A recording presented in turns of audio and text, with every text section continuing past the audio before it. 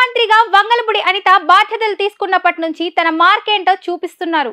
నేను అందరిలా కాదు, అక్రమార్కులకు చెమటలు పట్టిస్తా అంటున్నారు. మరీ ముఖ్యంగా ఆమె బాధ్యతలు తీసుకున్నప్పటి నుంచి గంజాయి డ్రగ్స్ మాఫియాను అరికట్టడమే లక్ష్యంగా పనిచేస్తున్నారు. ఏపీని డ్రగ్స్ గంజాయి రహిత రాష్ట్రంగా తీర్చిదిద్దుతానని శపథం చేస్తున్నారు. ఇందుకోసం ఆమె తీసుకుంటున్న నిర్ణయాలు కూడా అందరినీ ఆకట్టుకుంటున్నాయి. ఆమె ఇంతగా గంజాయి డ్రగ్స్ సరఫరాపై దృష్టి పెట్టడానికి చాలా కారణాలున్నాయి. ఎందుకంటే దేశంలో ఎక్కడ డ్రగ్స్ గంజాయి కేసులు నమోదైనా సరే దాని మూలాలు ఏపీలోనే ఉంటున్నాయి. అంతెందుకు, మొన్న ఎన్నికల సమయంలో విశాఖ పోర్టులో భారీ డ్రగ్స్ పట్టుబడటంతో దేశం మొత్తం ఉలికిపాటుకు గురైంది. విశాఖ పోర్టులో ఏకంగా 25,000 కేజీల డ్రగ్స్ ను సిబిఐ స్వాధీనం చేసుకుంది. దీని విలువ కొన్ని వేల కోట్లు ఉంటుందని అధికారులు అంచనా వేశారు.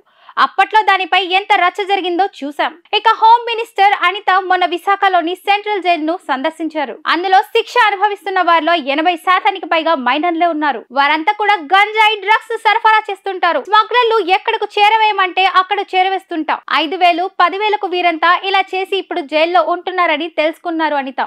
దీన్ని అరికట్టాలని గట్టి నిర్ణయం తీసుకున్నారు. అందుకే పోలీసులకు స్ట్రిక్ట్ ఆర్డర్స్ వేశారు. రాష్ట్రంలో గంజాయి డ్రగ్స్ అనేవి కనిపించొద్దని ఆదేశించారు. ఎక్కడ సమాచారం వస్తే అక్కడ తనిఖీలు చేసి పట్టుకోవాలన్నారు. ఇందుకోసం రాష్ట్ర వ్యాప్తంగా టోల్ ఫ్రీ నంబర్లు కూడా ఆమె ఏర్పాటు చేస్తామన్నారు.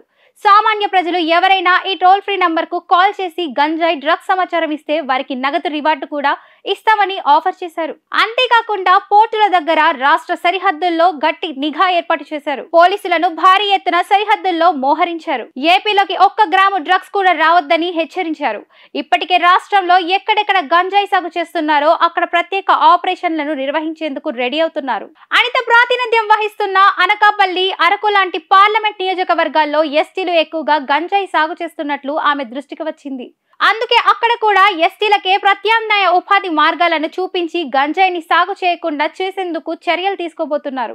ఇక పేద మధ్యతరగతి మైనర్లు గంజాయి డ్రగ్స్ సరఫరాకు వాడుకోకుండా పకడ్బందీగా చర్యలు తీసుకోవాలని, స్కూల్, కాలేజీ స్టూడెంట్లకు అవగాహన కల్పించాలని ఆమె ఇప్పటికే పోలీసులకు ఆదేశాలు జారీ చేశారు. ఇలా అన్ని విధాలుగా గంజాయి డ్రగ్స్ ను ఉక్కుపాదంతో అణచివేయడానికి ఆమె ప్రయత్నించడాన్ని అంతా ప్రశంసిస్తున్నారు. ఇప్పుడు ఆపరేషన్ లేకుండానే మోకాళ్లకు ప్లాస్మా ట్రీట్మెంట్. మీ ఆర్థోపెడిక్ సమస్యలన్నిటికీ రోబోటిక్ టెక్నాలజీ ద్వారా తక్కువ ఖర్చుతో శాశ్వత పరిష్కారం. Free consultation. ప్రతి ట్రీట్మెంట్ పై 20% డిస్కౌంట్.